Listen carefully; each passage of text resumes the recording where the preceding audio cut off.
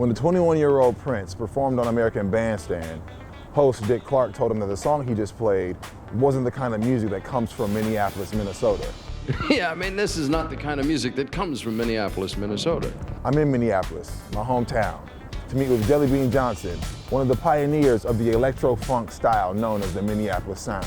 That's nasty, LA. That's nasty. We're gonna prove Dick Clark wrong. I need to get some shiny joints like the Sequin ditties, because them is really hitting right now. Okay, here we go. The Minneapolis Sound is all about fusion, not only of genres, but of black and white musical tastes. The style changed the course of pop in the 80s with Prince and influence artists like Janet Jackson.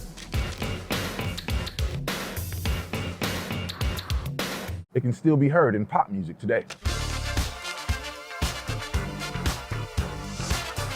I was blessed to work with a Minneapolis music legend, Jellybean Johnson, to create a Minneapolis Sound-inspired track.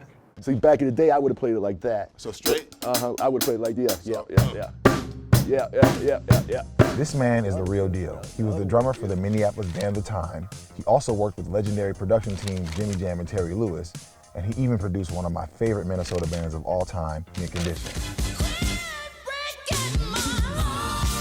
But first, to understand what the Minneapolis Sound is, we have to look at where it came from. Most people immediately think of Prince when they think of the Minneapolis Sound, and there's a good reason. His 1980 hit album, Dirty Mind, put the style on the map.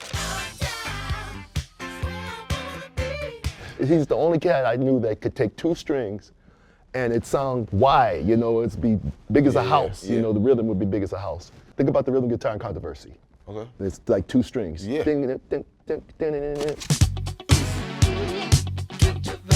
Controversy and Kiss are the blueprint of that kind of stuff when you listen to his rhythm playing. But how did the sound evolve in the relative isolation of Minneapolis?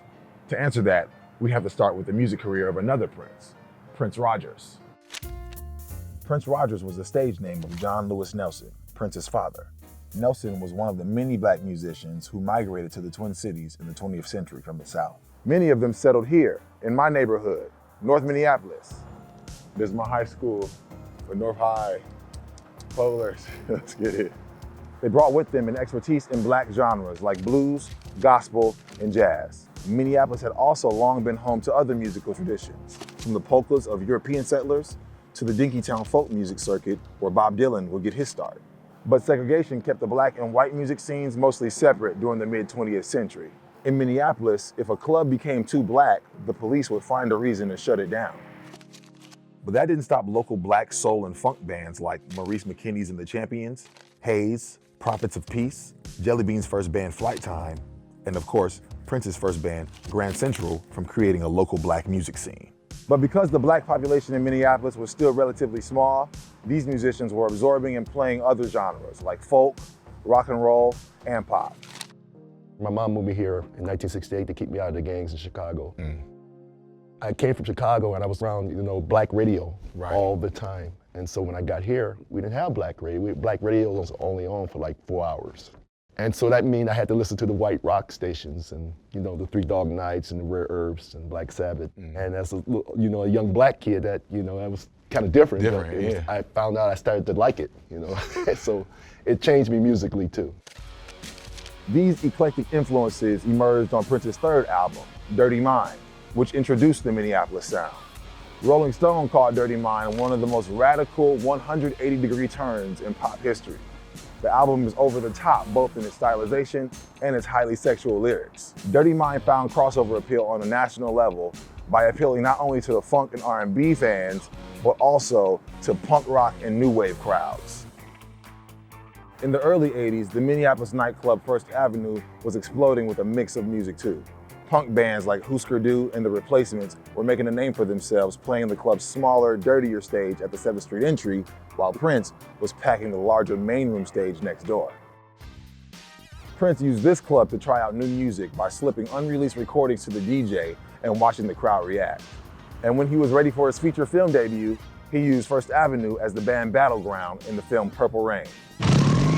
He was a master of layering the funky guitar parts, you know, and he put them in there subtly. You just hear them back in the back, they be brewing, you know, got all this other stuff going on. He was a master of that. The guitar playing on Lady Cab Driver, the rhythm, man, go back and listen to that. That's crazy. That's Minneapolis. Smooth. That's crazy. So in musical terms, what is the Minneapolis sound? Some key ingredients include highly processed instruments, especially drums. Can I get some nasty bass?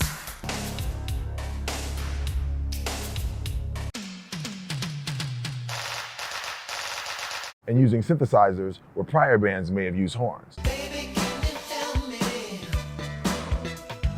As kids, you know, I was lucky. I was in Flight Time, and we had like 5 horns. Well, Prince was in Grand Central. They didn't have horns. He heard our horns, and he said, well, we don't have a horn section. I know how he thinks, man. He's cocky. We don't have one. But you know what? I'm going to fix that. Was Flight Time and Graham Central, those were separate? We were studios, like rival separate bands. We were like Okay. rival bands at 15 years old. Dope. So, yeah. Okay. Prince's Dirty Mind wasn't a blowout success in terms of record sales, but it paved the way for other bands to develop the sound. One of the first and most successful was Jellybean's band, The Time. What time is it? The Minneapolis band, led by Morris Day, was created by Prince in 1981. Like much of Prince's work, The Time's music was danceable, funky, highly processed, and used synthesizers. But unlike Prince, who was known for his androgynous style, The Time's image was all about dressing immaculately, with exotic suits, slick haircuts, and shine shoes. Hey, watch it now. In the mid-'80s, 2 members of The Time, Jimmy Jam and Terry Lewis, broke away to create their own production company, Flight Time Productions. Over the next decade, they helped take the Minneapolis sound platinum with massive hits like Janet Jackson's album Control, which they produced and helped to write. What have you done for me lately? Jellybean Johnson also worked with Jimmy and Terry, Did y'all see how Janet looked tonight? helping Janet rock even harder with her 1989 hit Black Cat. Nights, I stand alone. Black Cat, you know, it tripped out all the heavy metal guys, but that's what I was listening to, you know. And so I got some of my friends and we rented a Marshall amp and we turned it up real loud, kicked everybody out of Flight Time. We rented the amp. The Minneapolis sound of the 80s and 90s helped turn the Twin Cities of Minneapolis and St. Paul into a great place to be a musician. The music didn't stop when Prince died. There's a dynamic and diverse local music scene where an artist like Lizzo can perform with a range of musicians, all while discovering her voice. Can't you feel that kick? Kick, boom, kick, boom. All right, so for this Minneapolis track that we created, I had Jellybean lay down 3 separate layers of guitar. So here's the first joint.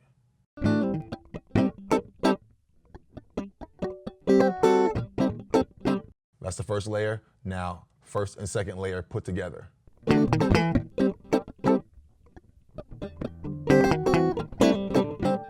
Third layer of the B section, when we go to the 4, let's play it by itself, because it's actually where the flavor is. That's where the flavor.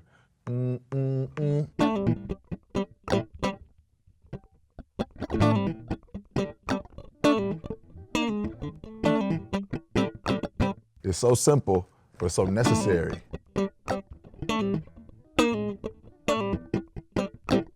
The cool part about it is it's tiny little parts all added together as like a big puzzle to make one soundscape.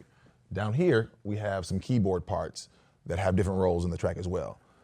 Some of these parts act like horn parts, like right here, brass synths. I'm gonna solo it just so you can hear it. 1, 2, 8. That's like a horn line. I was listening to a bunch of Morris Day and The Time, a bunch of Prince. I realized that they weren't playing these full-bodied chords, but it was more so about the rhythm and then blip, blip, blip, blip, blip. Simple, step away from it, come back. Blip, blip, blip. Simple. That's kind of how I use that synth right there for the horns. I'm not a pianist. I'm not a keys player at all, but I feel like, you know, the soul is there. The groove is there, the vibe is there, and that's really what the music was about. It was about the feel. All together, this is what it sounds like.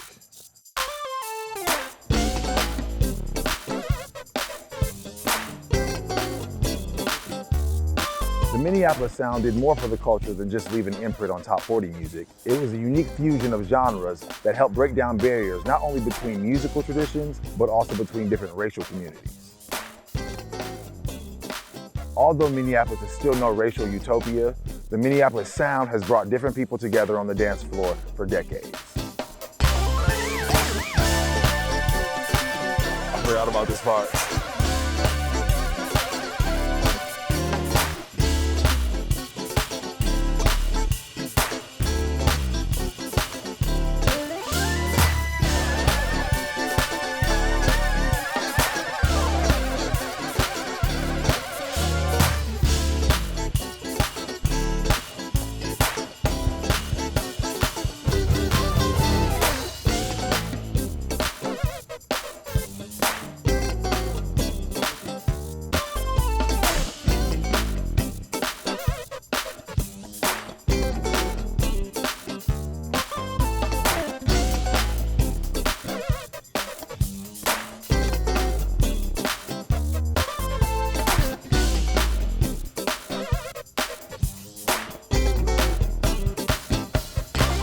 from watching PBS shows?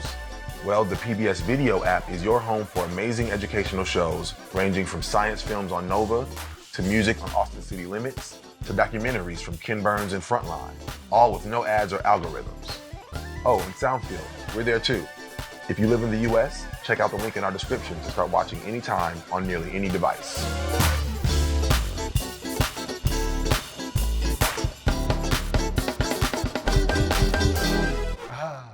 I like that.